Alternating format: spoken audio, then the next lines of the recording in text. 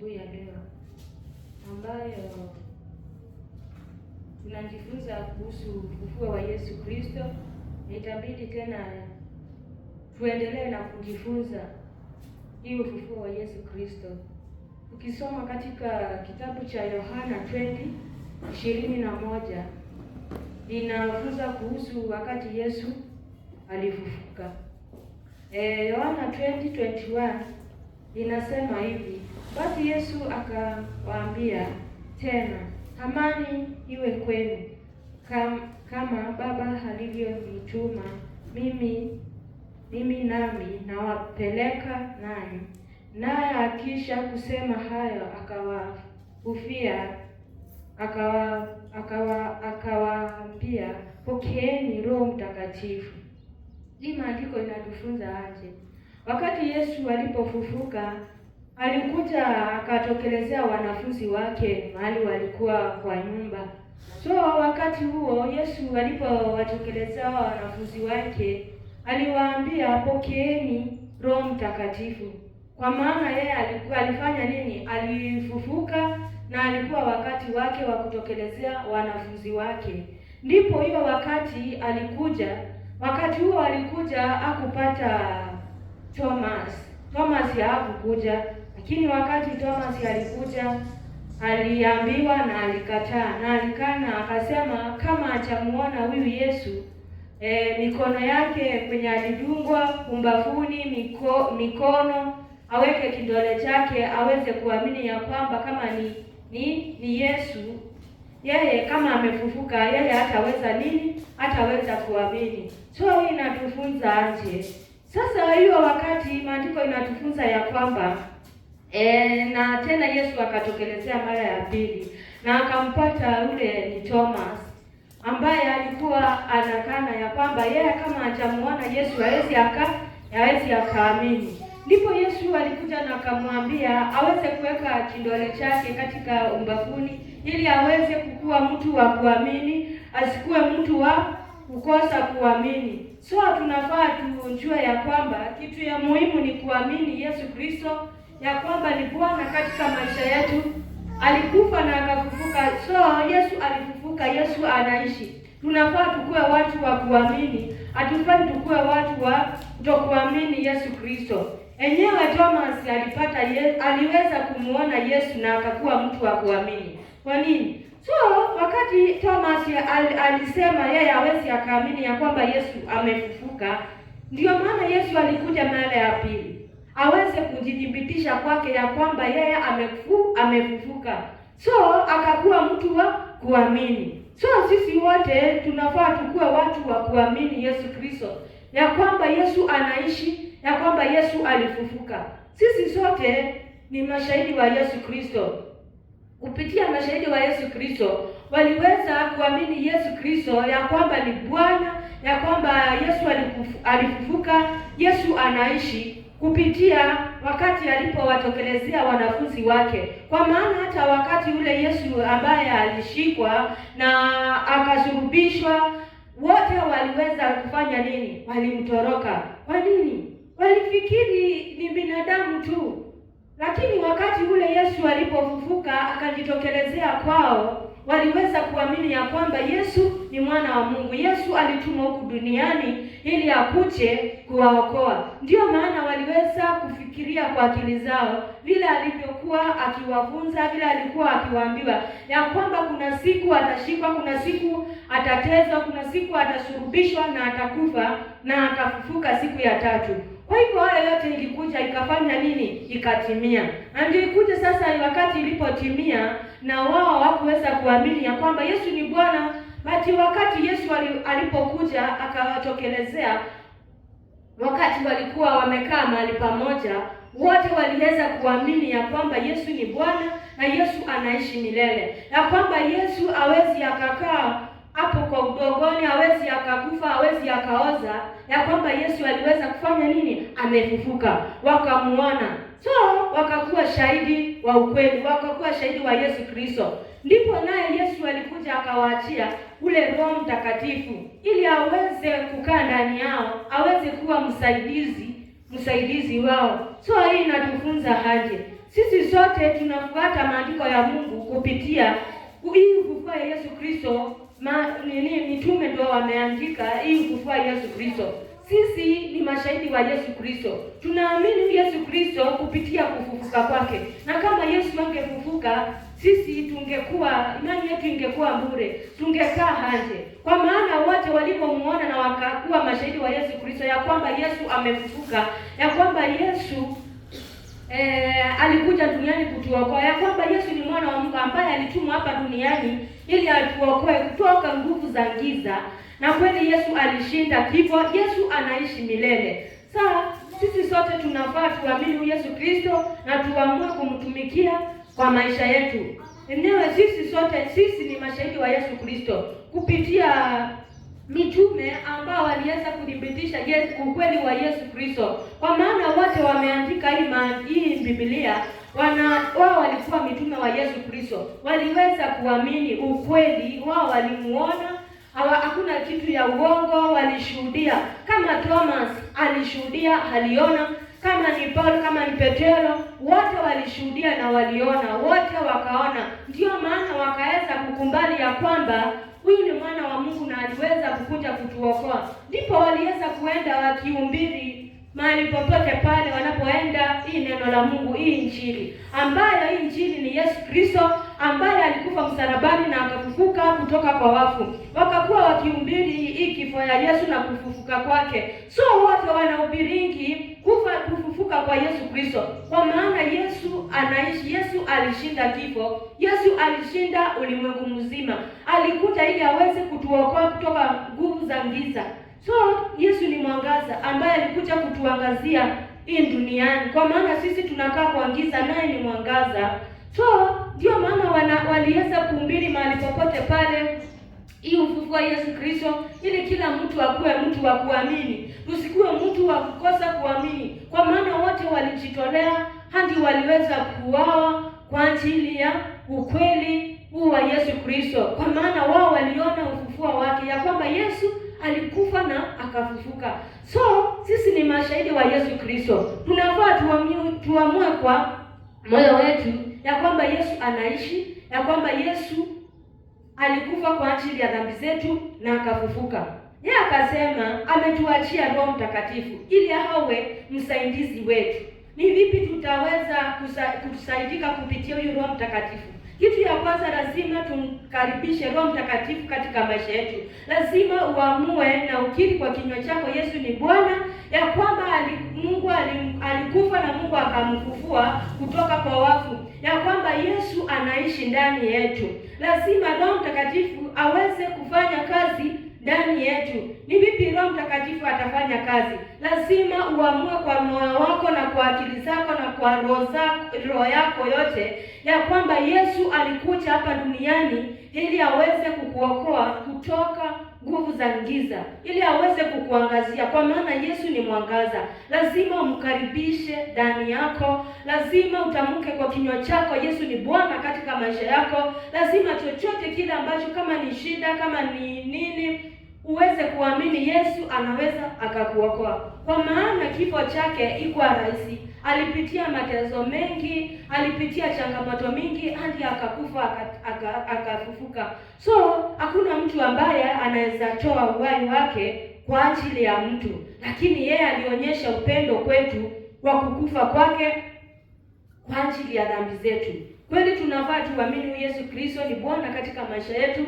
Tunafaa tufuate njia zake, tumpende na tumtumikie. Wakati wa kilio tunamlilia, wakati wa shida, wakati wowote ule tunafaa tuabudu huyu Bwana katika roho na kweli. Hatufai tujichanganye katika maisha yetu, kwa maana yeye hapendi changanyo. Aliweza kuamua kwa moyo wake na kwa akili zake, yeye anatupenda na anaishi ndani yetu na anapenda tuambatane na matendo yake. Mungu anafurahianga wakati unaishi kulingana na mapenzi yake, sio kuishi kulingana na mapenzi yako. Tunafaa tuache tamaa mingi na kufuata mambo za hapa duniani ambazo hazina mwelekeo. Ukisoma katika kitabu ya Colossians chapter 3 verse 1 ukiteremka, inatufunza kuhusu vile tunaweza, yaani tukiwa hapa duniani tunafaa tufikirie mambo ya juu, sio mambo ya hapa duniani.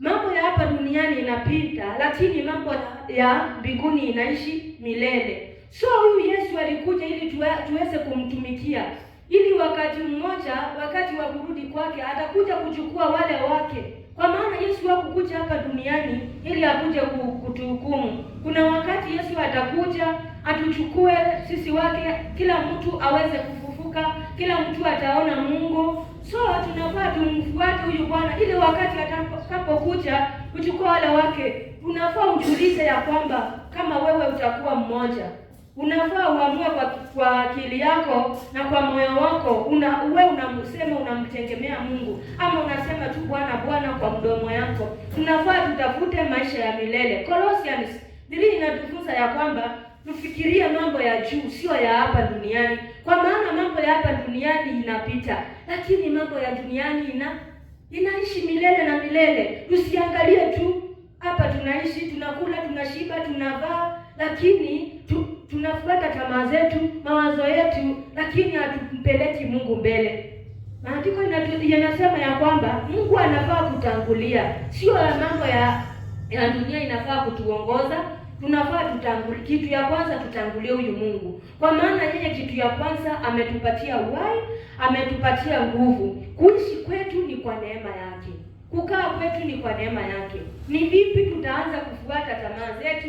Ni vipi tutaanza kufuata mambo za hapa duniani? Naye Mungu ndiye anafanya tuishi. Kama sio yeye, ingekuwa tunaishi kwa ajili ya binadamu, tungekuwa mahali hapa. Inafaa kila siku tumshukuru Bwana na tufikirie maisha ya milele. Tuache kufikiria maisha hapa duniani. Tunakaa tukitafuta mali, tukifanya vile tunataka kuishi kukulikana na mapenzi yetu, lakini Mungu hana furaha. Kwa nini? Yeye aliweza kuteseka kwa ajili ya dhambi zetu na akafufuka kutoka kwa wafu. Yeye alisema anashinda ulimwengu, na hakuna ulimwengu ambao unaweza shindana na Mungu. Hakuna chochote kile ambacho kinaweza kuganishwa na huyu Mungu. Maandiko yanatufunza ya kwamba yeye ni wa kipekee, kwa maana aliweza kufa na akafufuka kutoka kwa wafu. Yeye anashinda nini? Yeye anashinda ulimwengu. Kwa hivyo tunafaa tumpende huyu Bwana, tumtumikie katika maisha yetu, tuishi kulingana na mapenzi yake, sio kuishi kulingana na mapenzi yetu. Na tuache hapo chini inatufunza ya kwamba tufiche viungo vyetu. Zile ni mambo za hapa duniani, usherati, tamaa mbaya, vitu vichafu, mawazo mabaya tufiche. Kwa nini? Kwa maana yeye Mungu ni msafi, yeye hapendi changanyo. Inafaa ukiamua kumtumikia kwa moyo wako, vitu zingine lazima tuachane nazo. Kwa maana yeye Mungu ni nuru. Mungu sio giza. Alikuja ili aweze kutuangazia kutoka nguvu za giza. Sisi tunaishi kwa giza, lakini yeye Bwana ni mwangaza ambaye alikuja kufanya nini? Kutuangazia. Ukisoma Yohana 15, Yesu akasema, mimi ndimi mzabibu, nyinyi ni matawi. Akae ndani yangu nami ndani yake, huyo uzaa sana. Maana pasipo mimi nyinyi hamwezi kufanya neno lolote. Kweli, yeye ambaye anakaa ndani ya Yesu Kristo, naye anakaa ndani yake. Unafaa ujiulize kwa moyo wako, wewe umekaribisha Yesu ndani ya maisha yako? Hiyo ni swali unafaa ujiulize. Na kama hujamkaribisha, unjue ya kwamba yeye hayuko ndani yako. Kwa maana kitu ya kwanza, kama Roho Mtakatifu tuliachiwa Roho Mtakatifu, lazima afanye ndani yetu. Lazima tukaribishe Roho Mtakatifu kwa maisha yetu. Lazima Yesu atende jambo kwa maisha yetu. Lazima ushuhudie ya kwamba wakati umemkubali Yesu Kristo, ni matokeo gani umeona.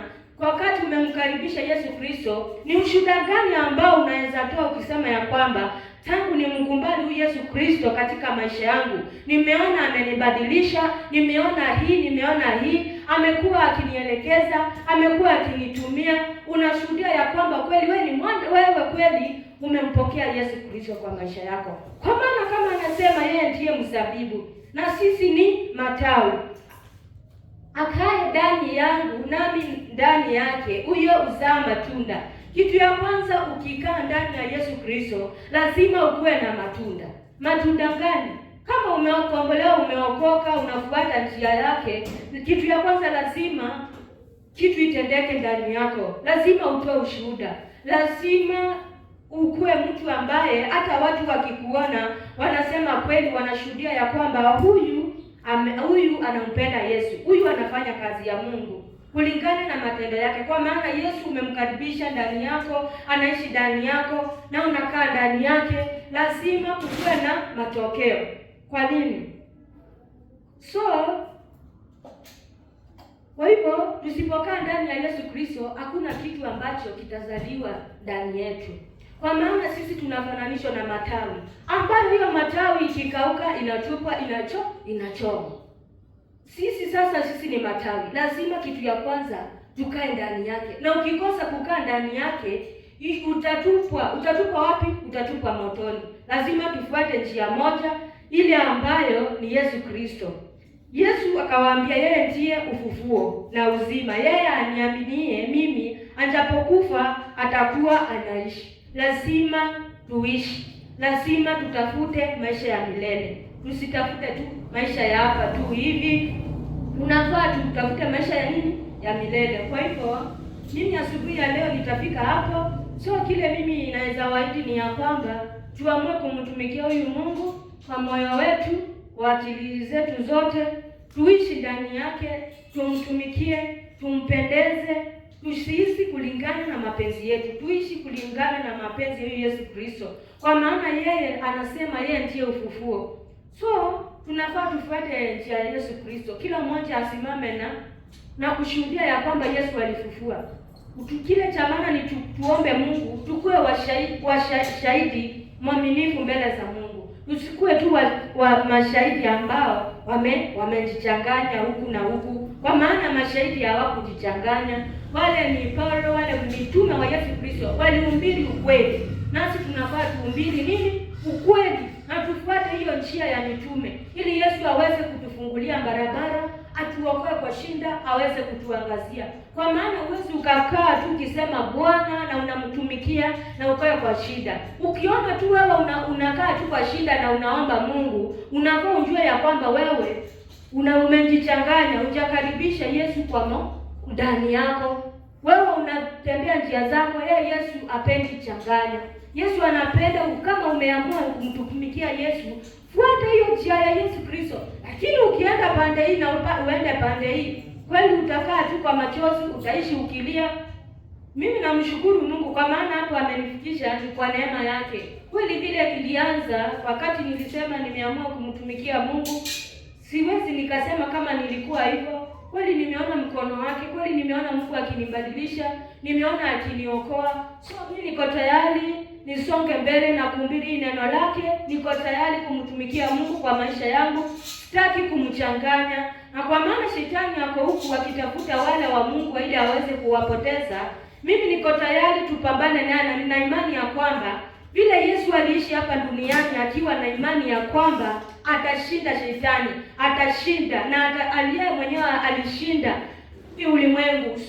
Mimi niko tayari, hata mimi nitashinda, kwa maana natamka damu yake, natamka jina la Yesu Kristo. Hakuna chochote kile ambacho kitanipungukia nikiwa ndani ya Yesu Kristo, nikiongozwa na Roho Mtakatifu ambaye ni msaidizi katika maisha yetu.